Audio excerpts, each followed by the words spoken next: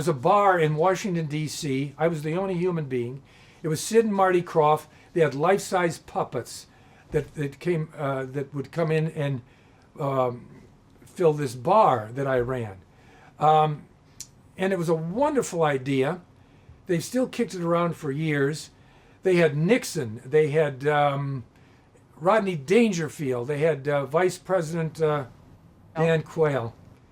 And I had a funny line he was on, and he had some political thing, and I said, "You're nuts, Mr. Quayle." He said, "What?" I said, "You're nuts. You wanted nuts to go with that drink."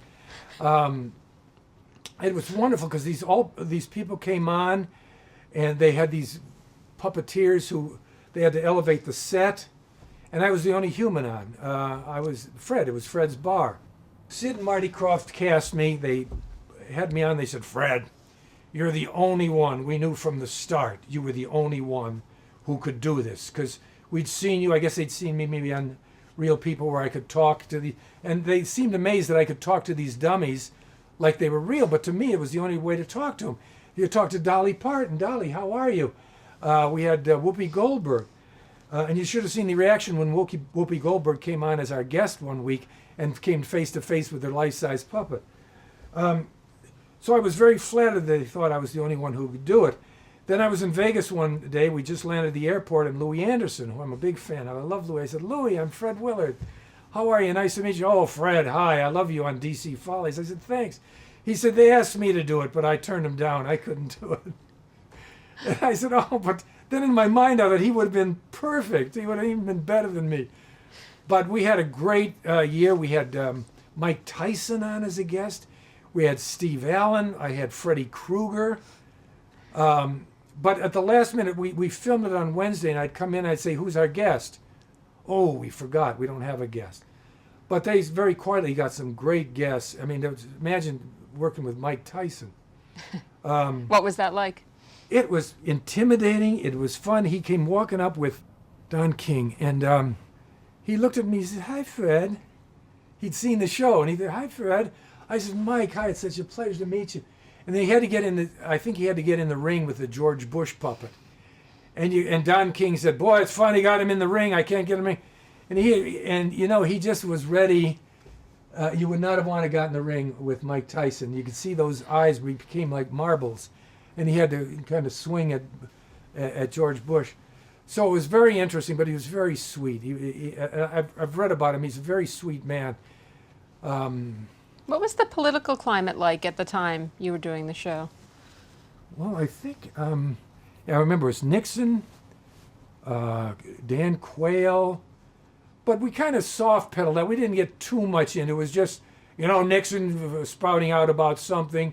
I had more fun with the Dolly Parton puppets and the Rodney Dangerfield was fun. And we had a legal thing. Rodney came on at Fred.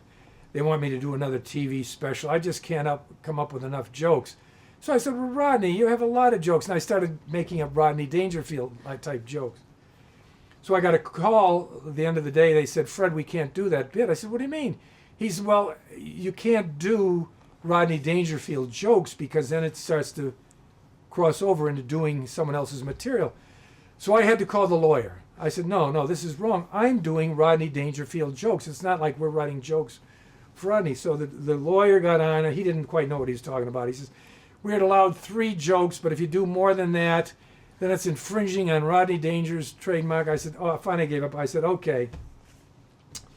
So that was the one thing I remember most. Then I was in the Hollywood Christmas Parade.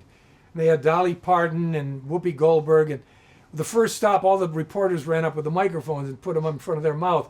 "Dolly, what do you think of this parade?" And they didn't realize there was nobody under the puppets. We didn't have the voice people there. So I said, "They're very tired tonight. They've been talking a lot." But it was a great show. They got a late start on the second season, and it just kind of fell apart. And then they did the show. I think they had some problem with the producers. And then they did the show in Vegas, and legally they couldn't use me as the host. They got someone else, but I went to see the show, and it was wonderful. It was a great idea. And it just kind of fell apart. And since then, for several years, I've been getting calls from someone who says we got to bring this back and call it the Fred Show, and they're still talking about it. To get life-size puppets to come on as celebrities, and I would interview them. Would you be interested in doing that? Absolutely, it'd be great fun, because it'd be even safer than doing, the real people, because you could kind of treat them as cartoons. Mr. Romney. Now, what do you say? He's not going to shoot back with something very strong and political and that would throw you. Yeah, it would be great fun.